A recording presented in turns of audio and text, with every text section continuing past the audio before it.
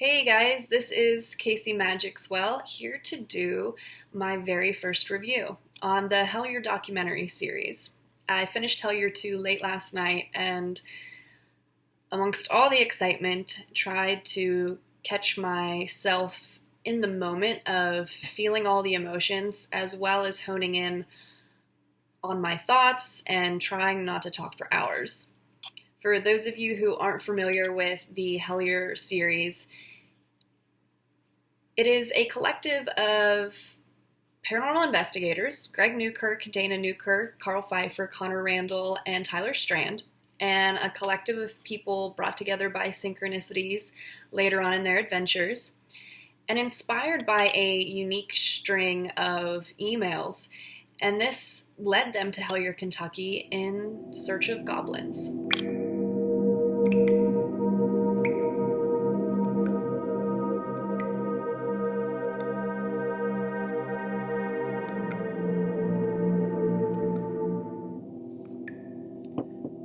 Okay guys, so it's going on about midnight right now, and I am officially done watching the Hellier 2 documentary series, the second part of Hellier, and I'm overwhelmed. I posted something on Twitter about it this morning, and I stayed up all night until I had to go to bed to wake up to do work and normal, human things, but was completely consumed by watching this show and did not sleep well, really intense dreams, the whole 9 yards, and then woke up just still consumed by it. The emotion had just really affected me. So for those of you that watch my YouTube channel, know that I talk a lot about astral projection and dream states, emotional frequencies, spirituality, a way to be open-minded about things, and the uniqueness in finding body-soul oneness. The synchronicities for me in my personal life and my own journey within the last decade oddly line up with a lot of the things that get talked about and explored and experienced in the Hellier series. And for that reason, I'm passionate about it. I want to do a review about it also because of some of the things that I have seen through social media with the critics and the skeptics. So I'm going to try to hone in on my thoughts and break it down while also equally still sharing some of my personal experiences. So let's get right to it. The documentary series aired, I believe, in the beginning of 2019? Yes, because we're going into 2020. So I believe it came out right in, I think it was January. And the people that I had been working with at the time were really big into listening to podcasts. I'm not a big podcast person. I got into it around that period of time during work and enjoying it with other people. And I've been interviewed for podcasts, but with my own daily routine in life and nonsense, it's just not something that I did. And so it's unique how in this particular moment of me showing up to work by myself one day, nobody to listen to podcasts with, I decided to re-download the app on my phone and instantly get into something that I can enjoy, which would be anything associated with the paranormal, because that feels normal for me, and came across a podcast with Greg Newkirk.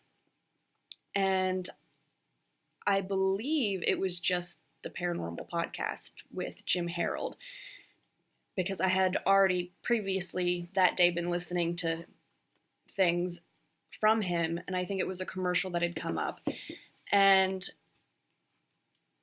he began to discuss Hellier without giving away too much information about the documentary itself, but what to expect. But I know within like a 3-day time period, I was on my computer, I was on Hellier TV and enthralled, completely obsessed. And mainly because for me, it was genuinely authentic. I could resonate really well with the things that were happening to them that put them on this path, that the doors that opened, the intriguement that was there, and it was fascinating. I in some way felt uniquely connected to it, as if there was something to anticipate, that there was more coming, and wanting to see what was going to happen, and wanting to see what synchronicities, what proclaimed coincidences were going to unfold within this phenomenon, and things that resonated with me from my own personal experiences as well. So with Hellier 2 just getting released, and all the hype on social media, and anticipating everyone's adventures in bringing this documentary together, it was so much more. It was almost exactly what I thought it was going to be, hoped that it would be, but still so much more than I could have anticipated. And that was because for me, a lot of the personal synchronicities in my own life lined up. The things that get talked about with the euphonauts, with the ritual magic, with the Green Man, with Pan, even Tyler Strand talking about the research around missing people cases, things associated with the caves specifically, but in general. Back in 2016, I had experienced a very heightened state of magnification in my own psychic abilities around that time. And I was spending a lot of time alone in private in my proclaimed magic room, my healing room. Everybody called it the purple room. And I had been channeling a lot of spirits at that time. I was working with a lot of clients. I was doing the majority of my medium work back in 2016 and 2017, where a lot of that trailed off for me, and I got involved with other things and kind of took a step back from constantly being tapped in that level of communication as a conduit. Both that being said, there were things that I was doing with clients, like going on vision quests, doing forms of hypnotherapy, things around extraterrestrial, ultra-terrestrials, the UFOs, the abductions, things that I was drawing in my sketchbooks, visions I was having, dreams that I was having, things that I have talked about in social media or through Instagram about opening up about it more, and just choosing not to, out of general concern for other reasons that I will not go down that rabbit hole right now. But there was so much that I realized with years ago, like within the last 3 to 5 years, that I was tapping into that were surfacing in their exploration. The missing people cases were intriguing to me when that got brought up, because around that heightened state of psychic energy that I was tapping into and becoming very recluse and very isolated, I was feeling called to find missing people. I was tapping into the abyss, so to speak, this voided energy that brought this resonance of pain with it, of spirits reaching out, that had broadened my spectrum so much that I couldn't keep things at bay at that point in time. So using crystals, using pendulums, using cards, channeling aliens, anybody, channeling any type of spirit entity, any type of fey creature that I could, I was trying with hopes of just being an anonymous caller to find missing people. And an entity started pushing back. It very clearly was a wall that I could not break through without it causing some type of pressure, is about the best way that I can explain it. That would have been detrimental to me, but was more or less just very strugglesome. I was having a hard time honing in on things and focusing, and it became very fearful because of the dark energies that I felt coming back at me anytime that I felt close to something. And it definitely felt like a trickster. And that gets brought up a lot in Hellier too. As well, around this time, I was doing a lot of ceremonial work. I was doing a lot of ritual magic. I had been involved in some women's groups that were doing invocation. I had taken a step back from that women's group, and later on started just holding ceremony for spirits in general at specific locations in the area in which I was living. And then things later, kind of transitioned me into staying in that area close, but moving. And I was doing a lot of research about ley lines, magnetic fields, mapping out my own investigation, things that was personal work for me that lines up so much with the exploration of Greg and Dana and Tyler and Carl and Connor and everybody that's been on this personal journey. So instantly I was feeling empathetic.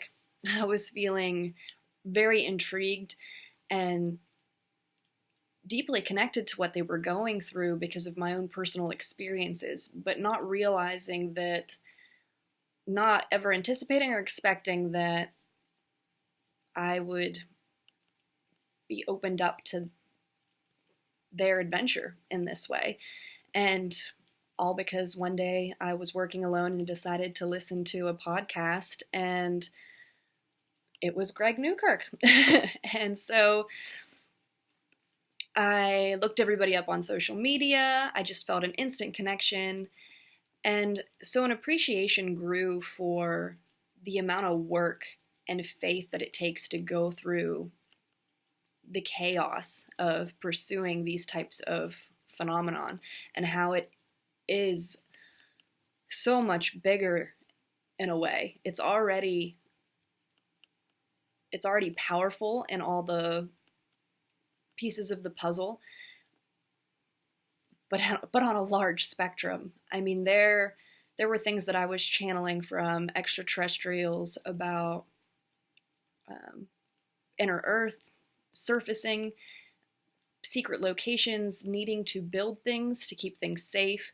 There was a sense of paranoia that sat in for me around the beginning of 2018 and moving into 2019, that whole year of just feeling watched past the point of interdimensional beings, and moments when I could swear that the guy standing on the side of the road with a camera and not filming anything, but taking a picture of me when I drove by was like significant. Whether it was or wasn't, I was just so paranoid. I was so sure that something else was happening, and may very literally still be happening. But I had separated myself from it for a while and kind of went back to allowing everything to sink internally. So my appreciation for this show, for these people, for the work that you guys are doing is, I just applaud you. For any critics out there, any skeptic people out there, I understand the concern with questioning things based on beliefs or religious views, or things that just see over the top or exuberant. But for some of us, it's our reality, it's our truth, and having the gumption and the initiative to pursue these things and share it with the world. I really admire Dana for her ability to take that magic to the next step by sharing it with the world in this way, letting those things, those rituals be documented, to contemplate the seriousness of them, to have wisdom about that process, just adds to the admiration.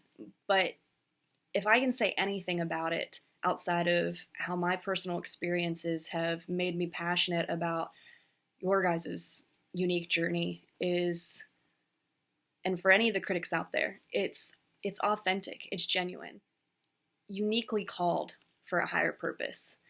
Just like Greenfield said, I truly believe that. There is something that is divinely guided about this experience, And I do think that it leads to a larger work, a larger purpose of things that people have felt and have explored in private or on a small scale, but is really in itself its own door, its own window that is opening to an expansive way for people to absorb this information and see that paranormal research goes far past the point of breaking into an abandoned building and chasing some spirits or stirring up some dark energy, that there are layers and layers to this. The other thing that is unique for me in clients that I've had and people that know me personally, I'm often talking about the in-between space. In my dreams, in my trance sessions, I am often stuck in the in-between space. And it's something that I'm familiar with. And so when those things get talked about in Hellier 2, it causes a reaction within my own being, sending kind of a vibrational shockwave to focusing in and honing in on seeing the importance there, the vibrational frequencies that are there, and just reconfirming that divinely guided energy. When Dana is in the cave doing the Estes method with the bing bing bings, which I've already seen Twitter comments about how people just loved the excitement, that whole experience.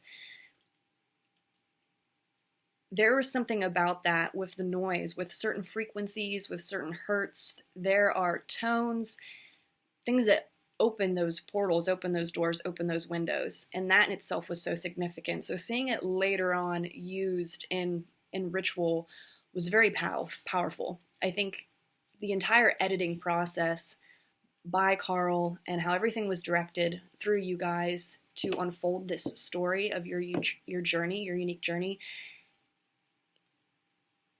it was amazing. I mean, it really was a great job. I feel like I don't have words to describe how, for me, artistically, and on a level of emotional and spiritual concept, the entire, what is a good word for it? Composition. The entire composition of it was so well laid out, and for me resonated so strongly. There were specific key points of emotion, things that I tapped into that I got really anxious about. Seeing Tyler in his session channeling Saint Michael and the entity crawling up the porch and latching onto him was a very intense moment for me. The moment in the cave with Dana, the bing bing bangs, all those specific points. Carl doing his hypno session. I've had sessions with people where I've done it myself and I've done it for them, and wild things occur. And Greg doing the invocation, feeling that level of frustration hit all of you very personally reminded me of what people experience when tripping on hallucinogens and you go down to that darker place. You're all so deeply connected. You cast that circle and you become, through, in this aspect, through using a specific drug as a hallucinogen, you are connected in unison at that point where you feel everything's emotions. And once a wave hits, and it reminded me of that confusion of kind of crawling yourself back out of a cave, which you were in the middle of a cave.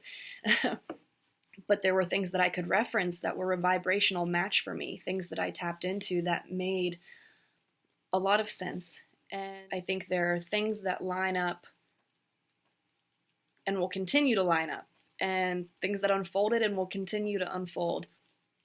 There were things that I took note of, like the interview with Greenfield, where on the clock at a specific moment I saw the flashing clock at 3:33, and it's moments like those where everything goes slow-mo and you're perfectly tapping into the energy of the phenomenon itself that is being experienced through an entirely different group of people. But you're sharing this with the world And it's nice to see that.